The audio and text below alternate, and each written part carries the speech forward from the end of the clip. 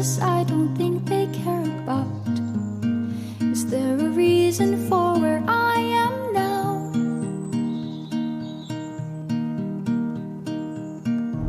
All my ghosts are taking turns to play another round of hunt and seek. I don't know when all this will end. Just wanna hide away.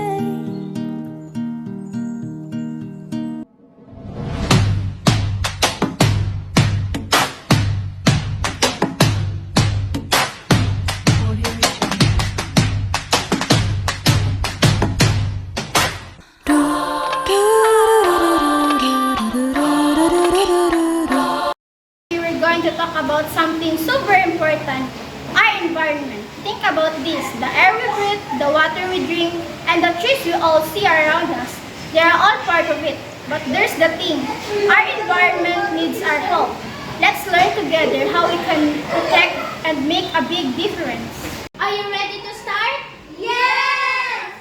Our environment is facing challenge. Pollution is making our air dirty, plastic is filling our ocean, and mga animals are losing their homes because of deforestation. Can you imagine a world without clean water or fresh air? That's why we need to step up and do something about it. All action matters. Here's the good news. We can all be helped. Turn off lights when you don't need them to save energy. Using reusable bags instead of plastic pots reduces waste. Planting trees gives animals a home and cleans our air. Even small actions like picking up litters can make a huge difference if we all do it together. Why should we care? Because this is our home. We share these planets with amazing animals, plants, and each other.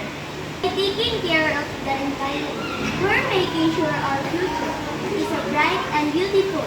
Flash and feels so good knowing you're healthy, something bigger than yourself. So let's make a promise today.